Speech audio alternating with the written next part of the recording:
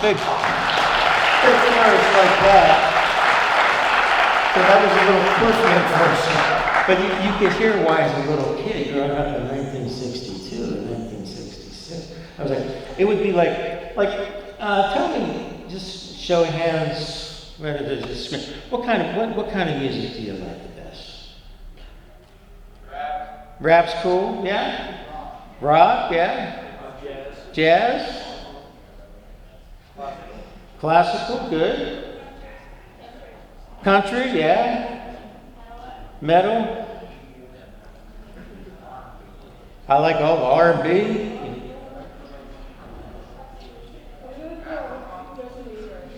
Justin Bieber, yeah. Hey, these are all great musicians, and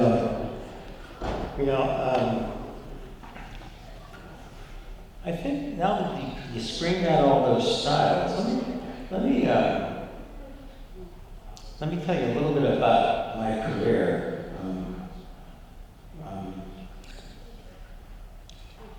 Now take this with a grain of salt, okay? Always remember, you have to work hard. And you listen to what your teachers ask you to do, and you try to do your best with whatever it is. But that intersects with who you know you are individually, okay? Your own voice, your own path. And it's always a mix of the two. Everybody in here is another human being, and every musician is their own musician. They have their own song in their heart. They have their own beat that they love. So you take those two things all the way through your life. You work hard on exercises and the basics, but also you always stay in tune with who you are as a musician. Your song, your music, your songwriter. You blend those together all the way throughout your life, and that's how you carve out being an artist, really, in life. Now, there's being an artist that way, and then there's learning instruments and doing things for hire. I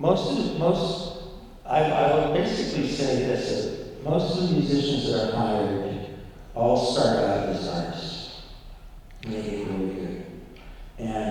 But there's just not enough room in the world for every single human being to be Beethoven or to be the great artist. But here's what happened to me. This is what I said. Take this with a grain of salt. When I went to school, and when I went through life, if I made a decision to do something against the grain, like say, I'm not going to follow this, especially in college, I'm not going to follow this curriculum exactly. And I never was a rebel just because I wanted to be a rebel, all right?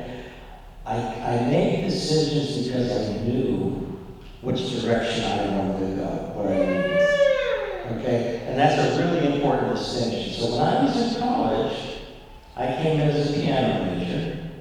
I added a composition major. I found out that I didn't need what the piano program was teaching me because I already knew it by ear from when I was a kid, and everybody was asking me to play piano for them. So I dropped my piano major.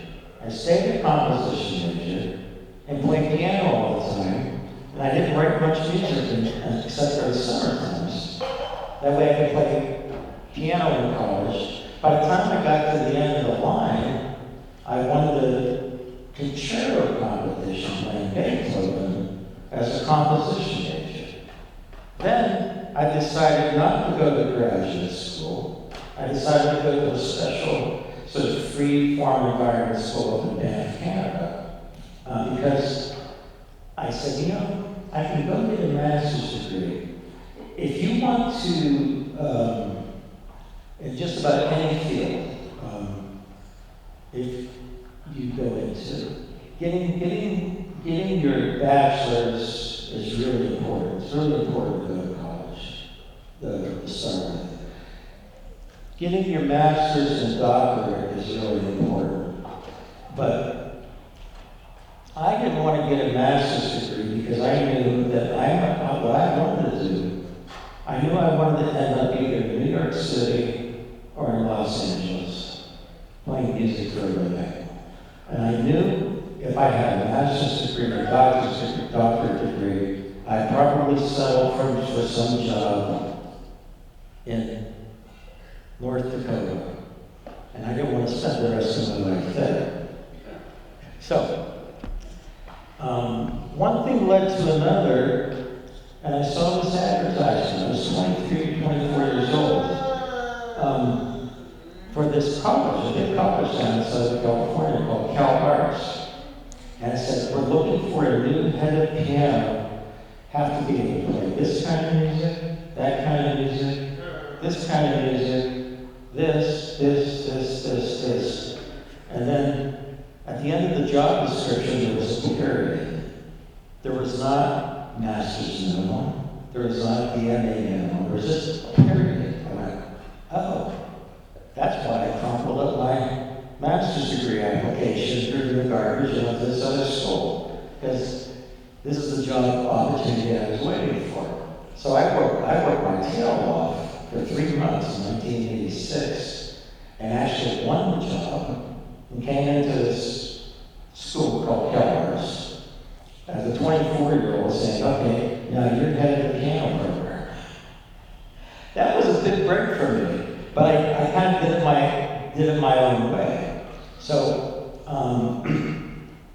be sure that if you take an original path through your life, that you don't fool yourself into thinking that you're better than you actually are, because you have all these other people around you to compare with.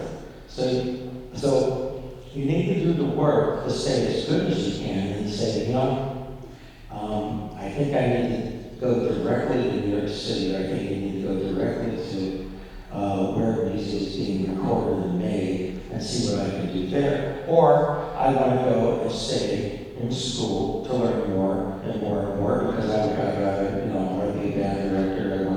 I want to teach, and they're both legitimate paths. But I wanted to stay true to who I was. So me, the kind of for as smart as I am, the kind of dunce that I am, I'm down there in Southern California, in Los Angeles, right? Playing all this sort of difficult avant-garde music. So my specialty when I was hired was playing music that sounded like this.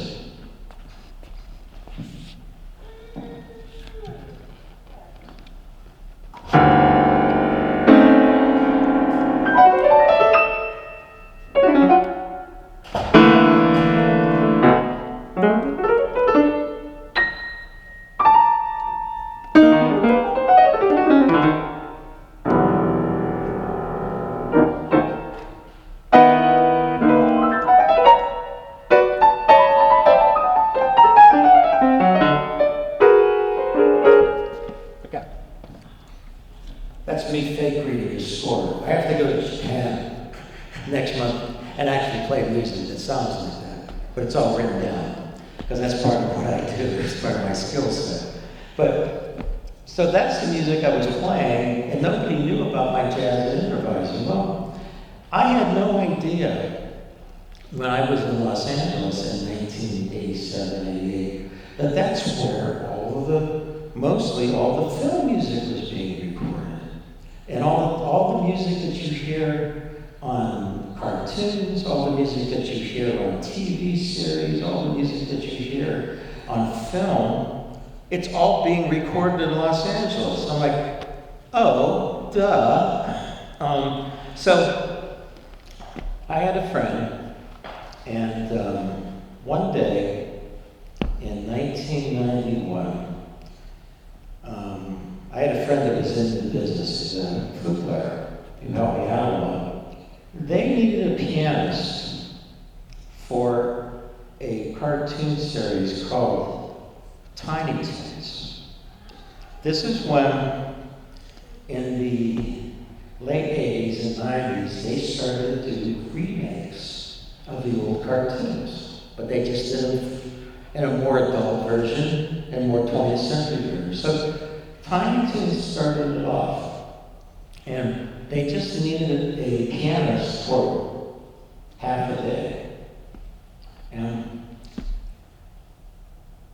a contractor guy hired you, took a chance, and said, "Hey, Bryan, I got a good recommendation from Jim. You come over and play a half a day at Tiny Toons." I said, "Sure." As I walk in the studio, and it's like, wait a second. I've done this all before, because at school, when I was in school, they had a studio, you wear headphones, you listen to, they give you a beat, it's like a metronome in your ear. Click, click, click, click, click, click. There's music in front of you that you've never seen, and you just read it like you've known it all your life. I said, well, I do that all the time. So all I did for the first 3 hours was play perfectly, this is a fun story with the contractor. After the first hour, he goes, "Well, did you make any mistakes?" And I said, "Well, did you hear me?" He said, "Put it there, man." So that was a half day of Tiny Toons. And it just so happened that the guy that was, Bruce Browden wrote the Tiny Toon thing.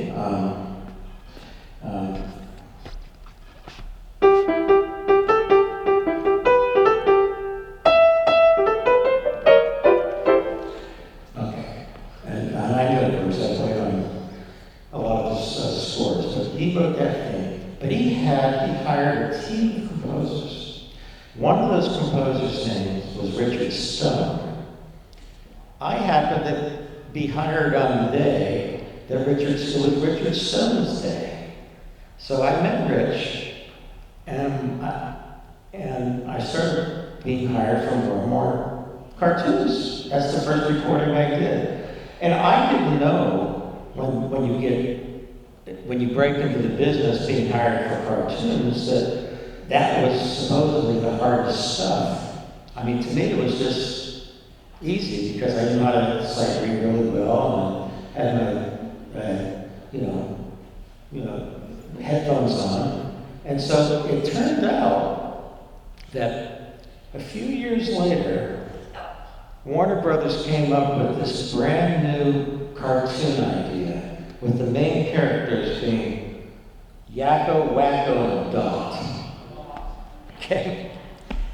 And they said, we need a composer that's going to write the theme for this, and that's going to write all the episodes for it. And they picked Richard Stone, the same guy I play with. And Richard picked me to be his pianist. So all these cartoons in the 90s, all the Disney cartoons that were remade, like Bonkers and Goof Troop, I played on. All of the Animaniacs, all of the Pinky and the Brains, all of the Casters, all of the Scooby-Doos, all of these remakes, they were just calling me to play, because I would just go in there and do a really good job and not make mistakes and just kind of be chill and not make a big deal out of it. So I played on all of Rich Stone's cartoons from the 90s through about 1999. Kind of Animaniacs things, and then Pinky and the Brain were characters in Animaniacs, and then there was a spin-off, Pinky and the Brain himself, and then there was Freakazoid, and then there was more and more DuckTales, and then there was Hysteria. Let me play a little bit of what I'm going to do is I'm going to do a little. I'm going to do the word for it is mashup these days. I love doing mashups. So I'm going to play for you I haven't thought about what order these things are going to come, but I'm going to just pretend I cartoon playing language in my hands and play you a mashup of a cartoon with different cartoon themes. Now here's the thing about cartoons and TV, they have a plot line. You know, something starts, there's a story, the stories go fast, there are all these things that happen. So I think I need to have a plot line for this cartoon. So I gotta pick a plot line right now. Okay, let's pick a plot line like this. I'll just make this up in my head. Your guest speaker today is a guy named Bryan Pezzone. He's one of the most versatile pianists in the world. Comes up on stage very formally, or sort of, says hello, and then lets his hair down and kind of goes a little wacko. And then after that decides that it's time to tidy up a bit, and then sort of stops and thinks, well, I should have stood on stage when I was wacko, but more like a memory, and then goes back to, well, I'm okay being there right now. So that's the plot line that I just made up in my head. So now what I want to do is play that musically for you with that plot line, picking materials as they're kind of in my brain Rolodex. Okay? How's that sound? Yeah, it's the first for me, it's the first for you. This is definitely a first for me.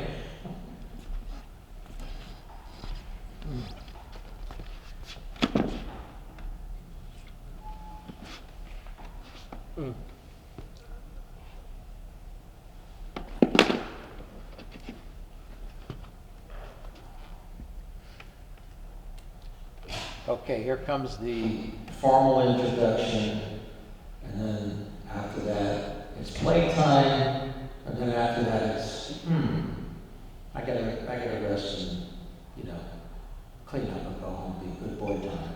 And then it's, I miss playtime, and then it's like, oh, it's okay.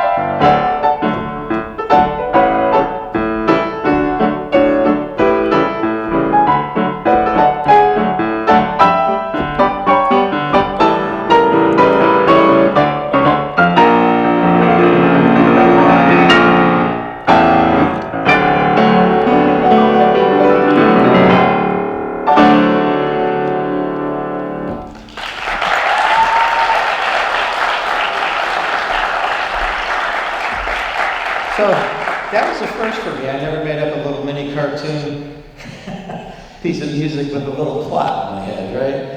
And I made it very present. Here, just take me in the moment. I looked at my clock. It's about like 2:10, 2:15. And first of all, I'll tell you about motion pictures.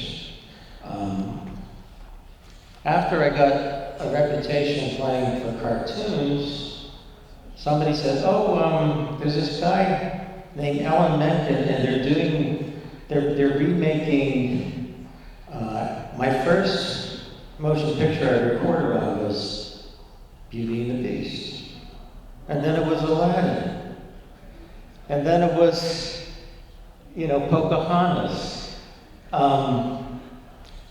I have an idea here.